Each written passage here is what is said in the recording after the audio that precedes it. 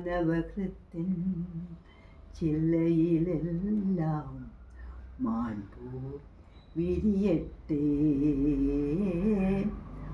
മനസ്സു നന്നാവട്ടെ, സൗഹൃദ സിദ്ധികൾ പൂത്താൽ, സൗവർണാഭ പരന്നാൽ, സുരഭില ജീവിത മാധുരി വിശ്വം സമസ്തമരുളുകയല്ലോ.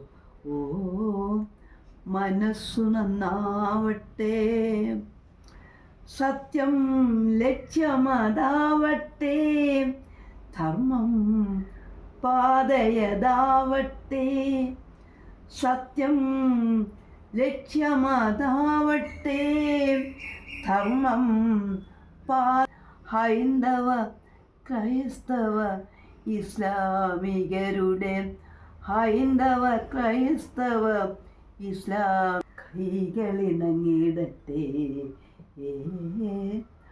മനസ്സു നന്നാവട്ടെ, മതമേതെങ്കിലുമാവട്ടെ, മാനവകൃത്തിൻ ചില്ലയിലെല്ലാം മാൺപൂ വിരിയട്ടെ.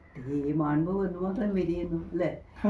അതാണ് എൻ്റെ അർത്ഥമേ ഉള്ളൂ. മനുഷ്യൻ്റെ ഒരു ചിന്ത, ഞാൻ ഒരു ജാതി, ഒരു മതം, ഒരു ദൈവം എന്നുള്ള മുദ്രാവാക്യം നമ്മുടെ ഈ പഴയകാല ആളുകൾ ചെയ്തു പോയ കാര്യങ്ങളുടെ ഒരു മൂല്യം പുതിയ തലമുറ എടുക്കുന്നില്ല എന്നുള്ള പരാതി എനിക്കുണ്ട്. അവരുടെ കവിതകൾ അല്ലേ ജാതിക്കെതിരെയായിട്ടുള്ള പ്രശ്നമുണ്ട്. അപ്പം അതുകൊണ്ട് വായന, ഞാനിപ്പോഴും പ്രകൃതിയെ വിശ്വസിക്കുന്നു, ഒരു ശക്തിയെ വിശ്വസിക്കുന്നു.